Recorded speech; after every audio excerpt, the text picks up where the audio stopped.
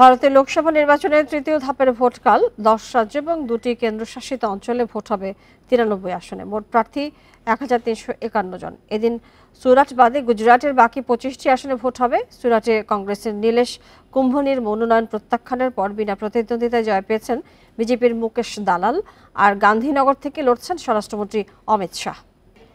এ নিয়ে জানাতে পশ্চিমবঙ্গের কলকাতা থেকে যোগ দিচ্ছেন সহকর্মী দেবপ্রসাদ অধিকারী। দেবপ্রসাদ, যেটি জানতে চাই, শুনতে পাচ্ছেন নিশ্চয়ই আমাকে, তৃতীয় ধাপের নির্বাচন নিয়ে রাজনৈতিক দলগুলোর বক্তব্য কি? বিকাশে কম খরচে ক্যাশ আউটের লিমিট বেড়ে 50,000, প্রিয় এজেন্টও 2টা। দেখুন, তৃতীয় ধাপের নির্বাচন নিয়ে রাজনৈতিক দলের যে বক্তব্য সেটা হচ্ছে এই মুহূর্তে এখনো পর্যন্ত কোনো রকম সেরকম বড় অভিযোগ নেই রাজনৈতিক দলগুলোর যে ভোটে কারচুপি হচ্ছে বা ভোট চুরি হচ্ছে বা বিভিন্ন রকম অভিযোগ থেকে থাকে। এক্ষেত্রে কিন্তু সেরকম অভিযোগ এখনো পর্যন্ত নেই।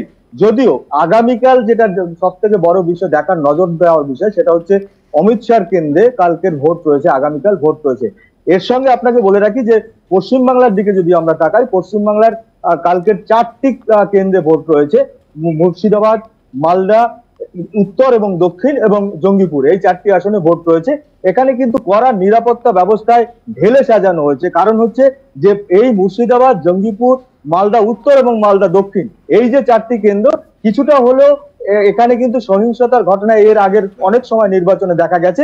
যার কারণে নির্বাচন কমিশন ব্যাপক তৎপরতার সঙ্গে পুলিশ প্রশাসনকে সাজিয়েছে। 334 কোম্পানি এখানে সেনাবাহিনী নিয়োগ করা হয়েছে এবং 1000-এর বেশি পুলিশ মোতায়েন করা হয়েছে, যাতে কোন রকম নিরাপত্তা ব্যবস্থার কোনো ঘাটতি না থাকে, ভোটাররা যাতে সঠিকভাবে ভোট দিতে কেন্দ্রে যেতে পারেন এবং তারা ভোট দিতে পারেন। আপনি বলছেন যে অমিত শাহ কালকে লড়ছেন, সেক্ষেত্রে আসলে সেখানে কোনো ধরনের নাটকীয়তার সম্ভাবনা আছে কিনা?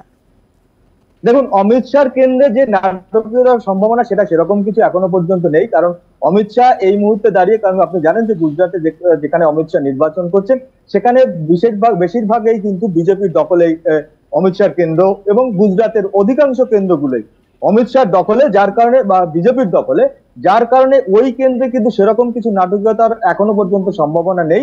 কারণ অমিত শাহ এবং গুজরাট এই বিষয়গুলো কিন্তু একে জড়িয়ে আছে। কারণ গুজরাটের যে ফলাফল বিগত 2019 সালের যদি আমি দেখি, তাহলে সেই ফলাফল অনুযায়ী দেখা যাবে যে অনেকটাই বিজেপি ওখানে বেশিরভাগ আসনগুলো দখল করে আছে।